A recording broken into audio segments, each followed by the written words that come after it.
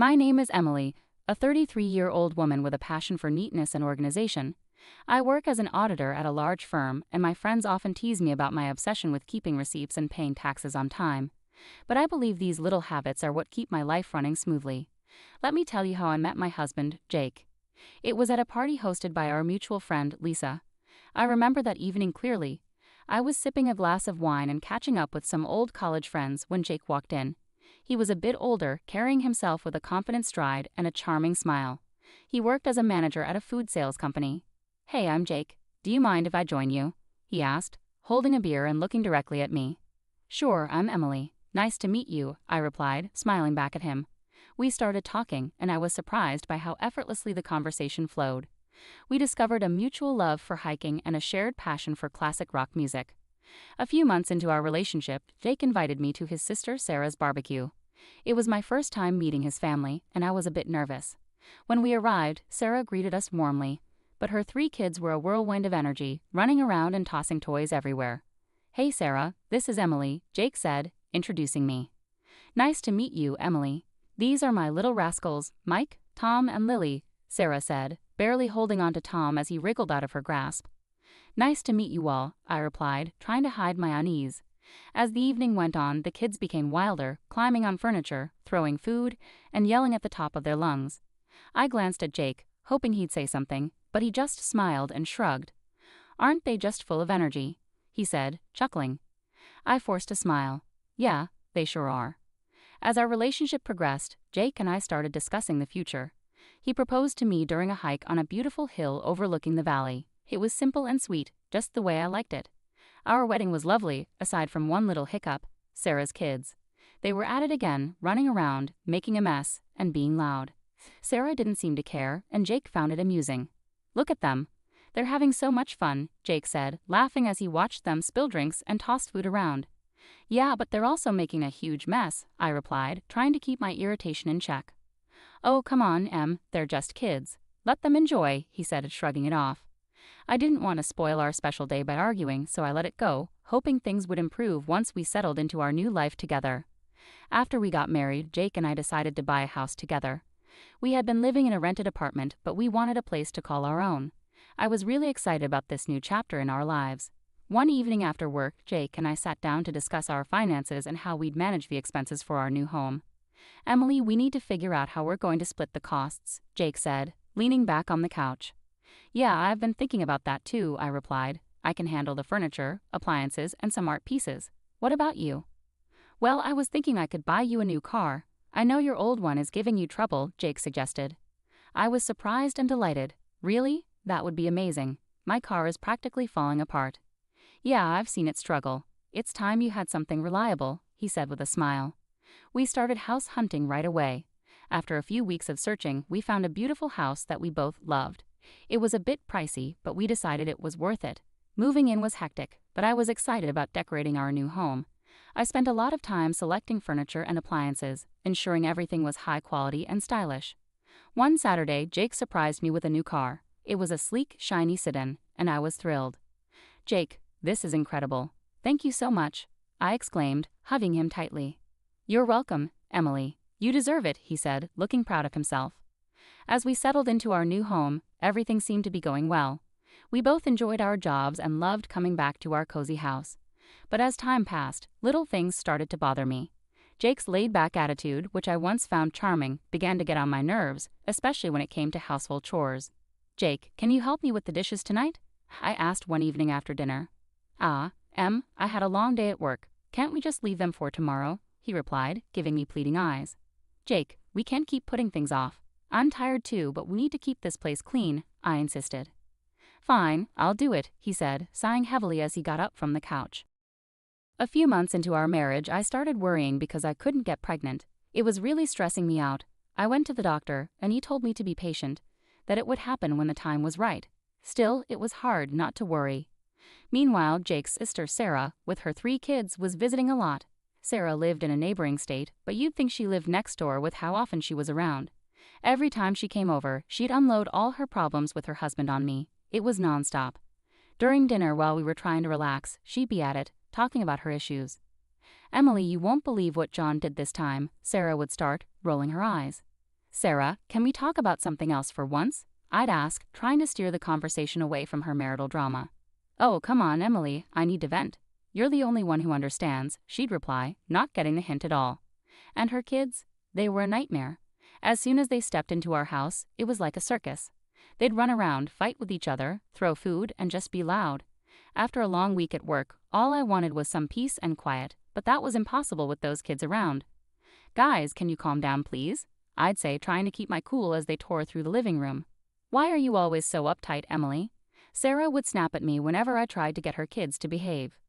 They're making a mess, Sarah. I just cleaned the house, I'd respond, feeling my patience wearing thin.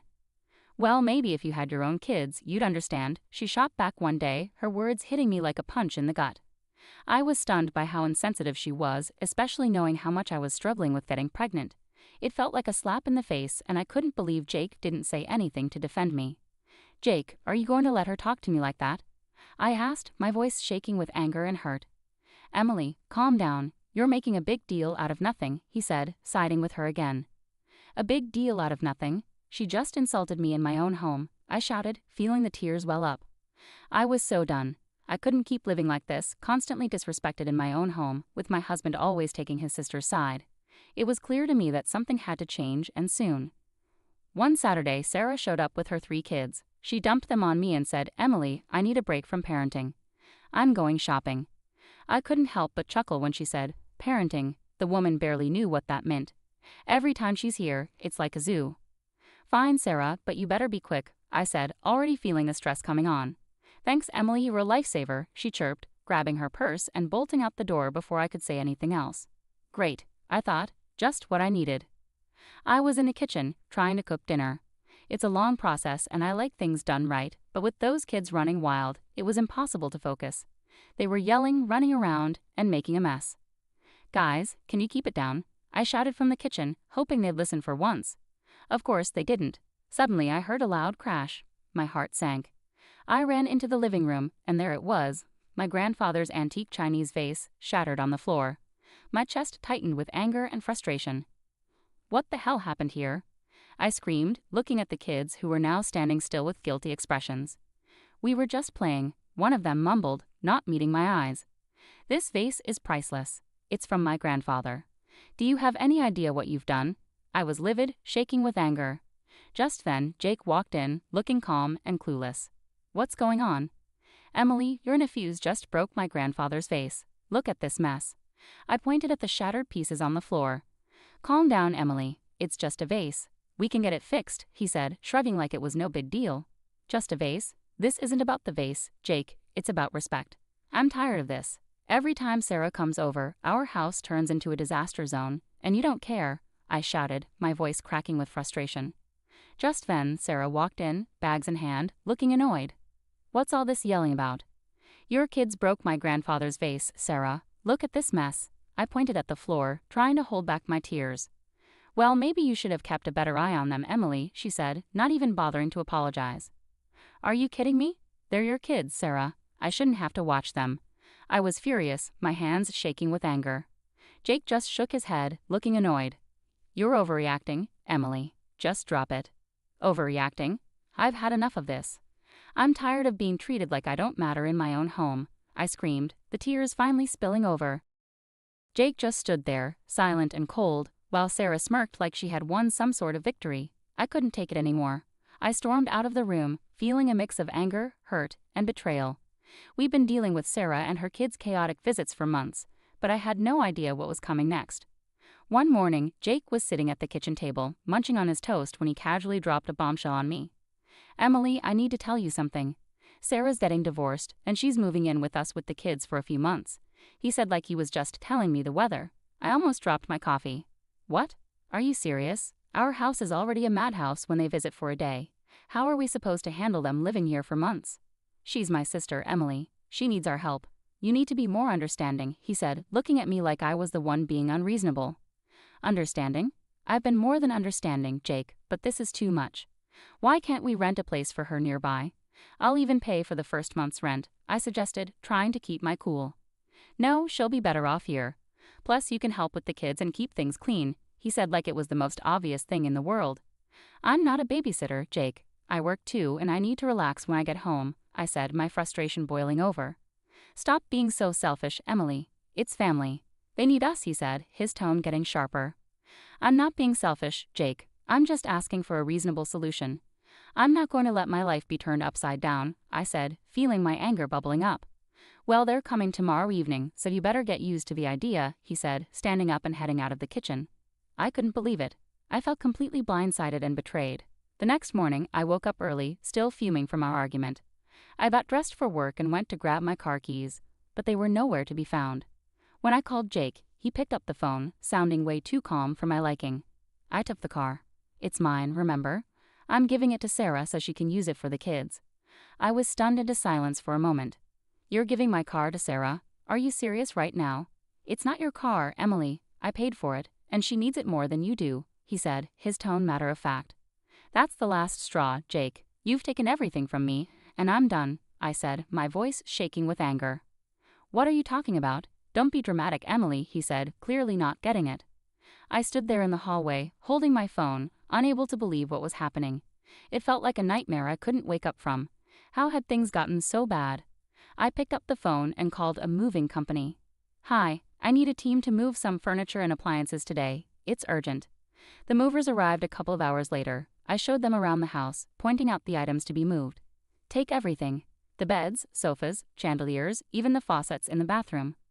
The movers got to work, and soon the house started to look empty. I felt a strange sense of relief watching them carry out each piece of furniture. As the last item was loaded onto the truck, I directed them to my mom's house. Everything goes there.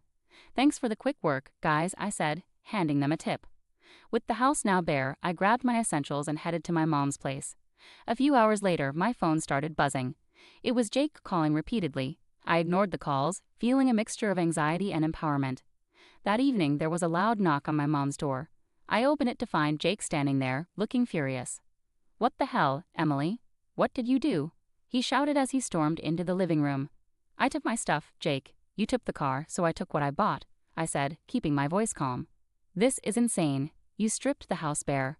Where are Sarah and the kids supposed to sleep? He yelled, his face red with anger. That's your problem, Jake. You made this mess, now you deal with it, I replied, crossing my arms. You're a thief, Emily. You stole everything. He shouted, waving his arms around. I didn't steal anything. Here are the receipts, I said, pulling out a folder and showing him the proof of purchase for all the furniture and appliances. He looked through the receipts, his anger shifting to frustration. Fine, Emily, if this is how you want to play it. I'll file for divorce, Jake said. I took a deep breath and handed him a stack of papers. Already done. Here are the divorce papers. Sign them, and we're done. He stared at the papers, his face pale. You're really serious about this, aren't you? Dead serious, Jake. I deserve better than this, I said, feeling a strange sense of calm wash over me. He took a pen from his pocket, signed the papers without another word, and handed them back to me. Fine, Emily, have it your way. I watched as he turned and walked out of my mom's house, the door slamming behind him. I stood there for a moment, feeling a mixture of relief and sadness. It was over, and I knew it was the right decision. That night, I sat down with my mom and talked about everything that had happened. She was supportive and agreed that I had made the right choice. Emily, you've been through a lot. It's time you focused on yourself and your happiness, she said, giving me a comforting hug. Thanks, Mom. I just need some time to figure things out, I replied, feeling a weight lifted off my shoulders. Over the next few days, I started to settle into a new routine. I began organizing my new space at my mom's house and planning my next steps. It was a fresh start, and for the first time in a long time, I felt hopeful about the future. I knew the road ahead wouldn't be easy, but I was ready to face it head-on. I had reclaimed my life, and there was no turning back. After divorcing Jake, we sold our house and split the money. I decided it was time to really set up my new place. My mom's house was great for a bit, but I needed my own space. One afternoon, I was sitting in the kitchen with my mom, scrolling through listings on my laptop. Mom, I think I found a place that looks perfect. It's a small apartment downtown, close to work, I said, showing her the pictures. She looked over my shoulder and smiled. That looks nice, Emily. Have you called the realtor yet? Not yet, but I'm going to do that right now, I said, feeling a bit excited. I dialed the number and waited for the realtor to pick up. After a few rings, a friendly voice answered. Hello, this is Mark. How can I help you? Hi, Mark, my name is Emily. I'm interested in the apartment you have listed downtown. Is it still available? I asked, crossing my fingers. Yes, it's still available. Would you like to schedule a viewing? He replied, sounding hopeful. Absolutely. How about tomorrow afternoon? I suggested, trying to sound calm. That works for me. I'll see you at 3:00 p.m., Mark said before we ended the call. The next day I headed downtown to meet Mark and check out the apartment. When I arrived, he was waiting outside the building, a friendly smile on his face. Hi Emily, nice to meet you. Let me show you around, he said, shaking my hand. The apartment was small but cozy, just what I needed. It had a nice kitchen, a spacious living room, and a small balcony with a decent view of the city. This place is perfect, Mark. I'll take it, I said, feeling a sense of relief. After signing the mortgage agreement and getting the keys, I started planning my move. I wanted to make this new space my own, a fresh start. I spent the next few days packing up my things at my mom's house and arranging for movers to help me with the big stuff. On moving day, my mom and a couple of close friends came over to help. As we loaded the last box into the moving truck, I felt a mix of excitement and nervousness about this new chapter in my life. Emily, this is going to be great for you. A fresh start is just what you need, my mom said, giving me a reassuring hug. Thanks, Mom. I'm really looking forward to it, I replied, smiling. We drove to my new apartment, and with everyone's help, we had everything unloaded and set up in no time. As I looked around my new place, I felt a sense of accomplishment and peace. It was the beginning of a new chapter, and I was ready for it. That evening, I invited my mom and friends to stay for dinner to celebrate the move. We ordered pizza and sat on the floor, surrounded by boxes and laughter. Cheers to Emily and her new place, my friend Lisa said, raising her glass of soda. Thanks, guys. I really appreciate all your help and support, I said, feeling grateful. As the night went on, we talked and laughed, and for the first time in a long time, I felt truly happy and free. After the party, as I sat on my balcony looking out at the city lights, I thought about everything I had been through and how far I had come. I was proud of myself for taking control of my life and making the changes I needed. I heard from some mutual friends that Jake used his share of the money to buy a small apartment. Now he's living there with Sarah and her 3 kids. Jake's working 2 jobs to keep up with the bills, while Sarah still isn't working. They're fighting all the time. One day, out of the blue, Jake called me. I was surprised to see his name pop up on my phone, but I decided to answer, curious about what he had to say. Hello, Jake. What's up? I answered, trying to keep my voice neutral. Emily, please, just hear me out, he started, sounding desperate. I know I messed up. I'm so sorry for everything. I didn't realize how hard it was for you with Sarah's kids. I couldn't help but laugh a little. Really, Jake? You're realizing this now, after all this time? Yeah, I know it's late, but I'm serious. I've been thinking a lot, and I miss you. I miss us. Can we start over? I'm ready to move into your apartment and make things right, he said, his voice almost pleading. I chuckled, shaking my head in disbelief. Jake, you've got to be kidding me. You think you can just waltz back into my life like nothing happened? Emily, I'm serious. I'll do whatever it takes. I'll even take on more work to make it up to you, he said, sounding more desperate. Jake, I've moved on. I'm happy now. I'm not looking to go back to that mess, I replied firmly. Come on, Emily. We can make it work this time. I've changed, he insisted. I sighed, feeling a mix of pity and irritation. Jake, it's over. You need to focus on your life and your family. I'm not interested in going back to that chaos. Emily, please, I'm begging you, he said, his voice breaking. Jake, no. I found peace without you. I'm not giving that up, I said, standing my ground. Take care, Jake. I hope you find your way. I hung up the phone, feeling a strange mix of relief and closure. It was clear that Jake was struggling, but I couldn't let his problems drag me back into a situation I had worked so hard to escape. Later that day, I met up with Lisa for coffee and told her about the call. You won't believe who called me today, I said, rolling my eyes. Who? Lisa asked, raising an eyebrow. Jake. He actually begged me to take him back and let him move into my apartment, I said, shaking my head. Lisa laughed, almost spitting out her coffee. Are you serious? What did you say? I told him no, of course. I'm not going back to that mess, I replied, smiling. We spent the rest of the afternoon chatting and laughing, and I realized how far I had come. I had built a new life for myself, one that was peaceful and fulfilling. I wasn't going to let anyone take that away from me. As I walked home, I felt a deep sense of satisfaction and peace. I had finally closed the chapter on that part of my life, and I was ready to move forward with confidence and joy.